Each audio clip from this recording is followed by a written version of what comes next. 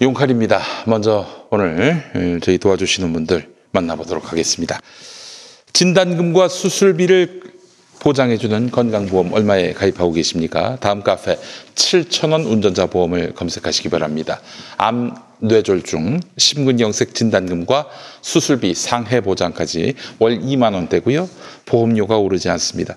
우리 집 화재보험 얼마에 가입하고 계십니까? 화재 보장과 화재 배상 책임 12대 가전제품 고장 수리비까지 월 5,800원입니다. 또한 과거 병력이 있어서 보험 가입이 어려웠던 분들, 그리고 나이가 많아서 보험 가입이 어려웠던 분들도 전화 주시면 만족할 만한 보장과 저렴한 보험료로 안내해 드리겠습니다. 운전자 보험, 건강보험, 치아보험, 실손보험 등 모든 보험을 상담해 드립니다. 016-360-0689, 02-849-9730, 연중무휴 밤 9시까지입니다. 다음에서 7,000원 운전자 보험 카페 검색해 보시기 바랍니다. 다음 정성농장입니다. 정성농장은 팟캐스트 방송에서 가장 유명한 상품 중에 하나입니다. 유명한 이유는 당연히 품질에 있습니다. 그리고 품질에 비해서 정말 저렴한 가격도 한몫하는데요. 정성농장은 좋은 인삼을 직접 재배해서 소비자와 직거래하기 때문에 상품은 좋은데 가격은 저렴합니다. 정성농장 홍삼으로 본인 건강도 챙기고 주변 분들께도 건강을 선물하시기 바랍니다. 검색창에서 정성농장 검색하시기 바라겠습니다. 오늘 용칼 제목은 윤석열 이제 물러날 때가 됐답니다. 윤석열 검찰총장은 물러나야 합니다. 그가 조국 전 법무부 장관 사건 수사 총지휘자라고 자처하지 않았다면 이런 말을 안 할 겁니다. 네. 이 수사는 잘못된 수사입니다. 왜 윤석열은 물러나야 하느냐? 한 3가지 정도 이유를 들겠습니다. 첫 번째, 윤석열 검찰은 국회를 능멸했습니다. 법무부 장관 청문회가 시작되기도 전에 후보자 가족에 대한 압수수색에 들어갔습니다. 즉 수사에 착수했습니다. 조국은 법무부 장관감이 아니니 국회는 검찰 말 들어라. 조국을 낙마시켜라. 조국 너 장관할 생각하지 말고 그만둬라. 이렇게 말하고 있는 것이죠. 검찰은 누군가로부터 고발이 들어와서 어쩔 수 없이 수사할 수밖에 없었다. 수사를 안 하면 직무유기다. 이런 식으로 말했죠. 그러나 지금 드러난 것만 봐도 검찰은 고소 고발도 안 들어온 상태에서 내사도 건너뛰고 덥석 기소부터 한 것이 아닌가 의심됩니다. 그런 검찰이 말이죠. 시민단체가 지난해 9월부터 10차례에 나경원 미래통합당 의원을 고발한 것과 관련해 묵묵부답으로 일관했습니다. 여태 나경원 의원이 검찰에 불려 나와서 자신에 대한 고발 사건과 관련해 조사받았다는 보도, 여러분 접하셨나요? 전 아직 접해보지 못했습니다. 두 번째, 윤석열 검찰은 형사 절차를 무시했습니다. 표창장 위조가 확실하다면서 소환 조사, 즉 반론 청취조차 하지 않고 정경심 교수를 기소했습니다. 여러분, 재판받으면 유죄 추정 원칙이 작동하는 게 관행인 우리나라지요. 이런 나라에서 기소란 무엇을 의미합니까? 아니, 기소는커녕 압수수색을 당하는 단계에서부터 의심을 받습니다. 저 사람 준범죄자다. 범죄 혐의자다. 네, 이런 시선으로 남들에게 보이게 되는 것입니다. 아니, 수사가 다 끝나고 나서 하는 것이 기소 아닙니까? 근데 이상해요. 기소해놓고 재판 준비는 하지 않고 수사를 계속합니다. 아니, 수사를 다 한 다음에 하는 게 기소인데 기소해놓고도 계속 수사를 해요.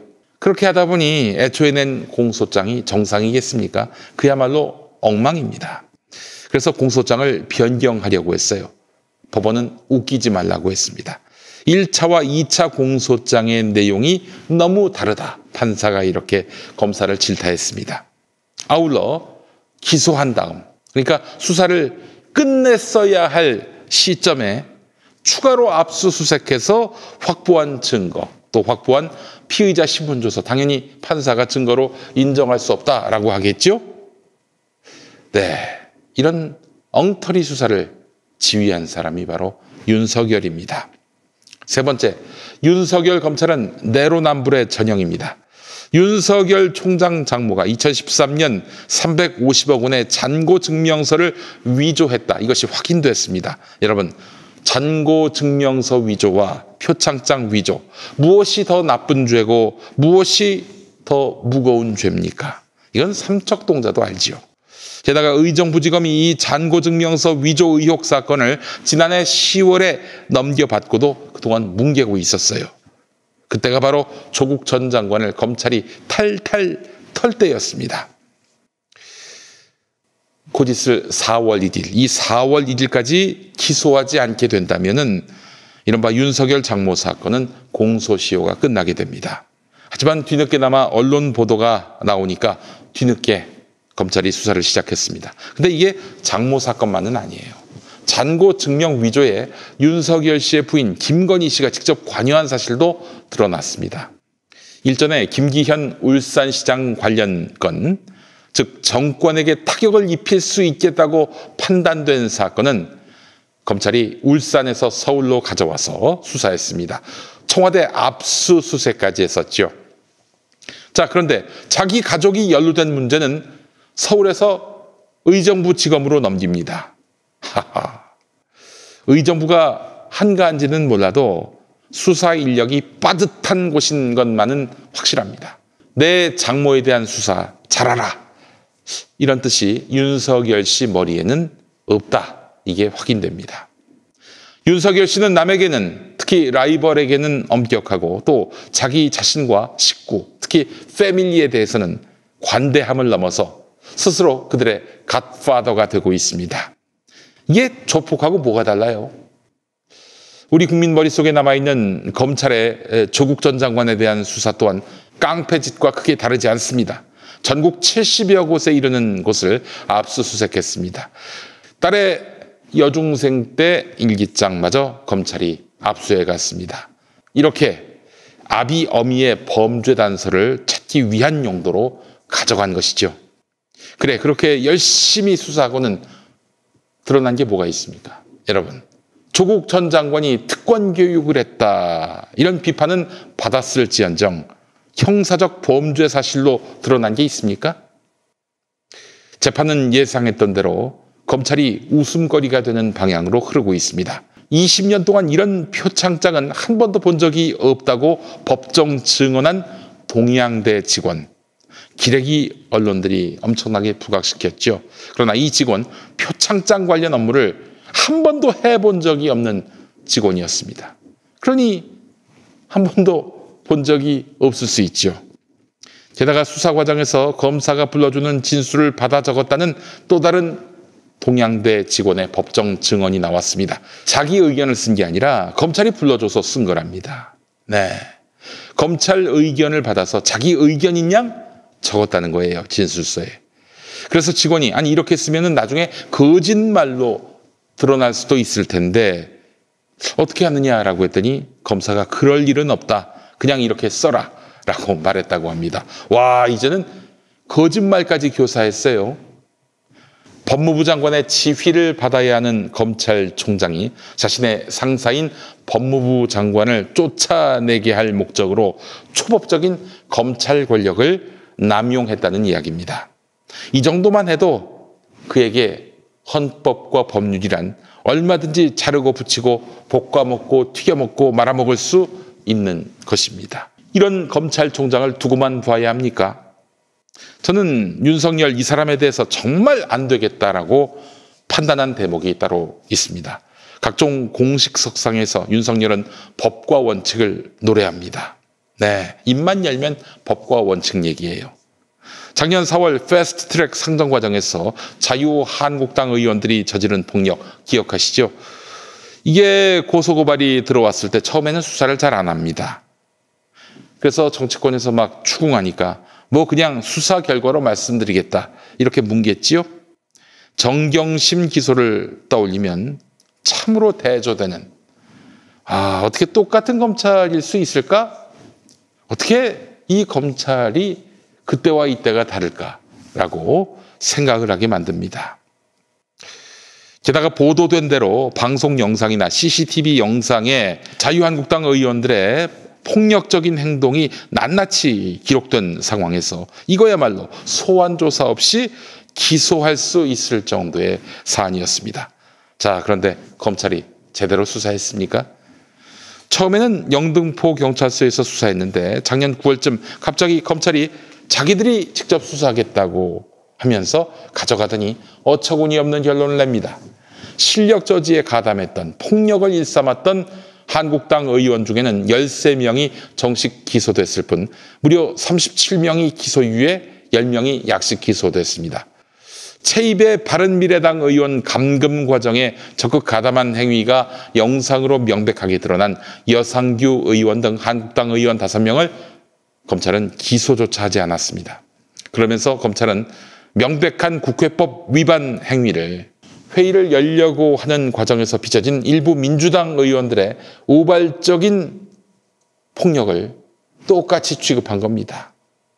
그래서 느꼈죠. 아, 검찰은 뭐 그냥 양아치구나. 기소권, 수사권으로 국회와 청와대를 흔들었던 그들은 민주헌정의 상식적인 배반자이자 상식적인 반란자였습니다. 정말 부끄러웠습니다. 내가 왜 망각했나. 정말 많이 자책했습니다. 윤석열 이 사람은 2007년 대선 당시 이명박 BBK 주가 조작 사건 수사팀에 있었고 그 수사팀은 불기소로서 이명박에게 면죄부를 주었지요. 헌법을 정면으로 부정하는 계엄령 문건 수사도 미온적이었습니다.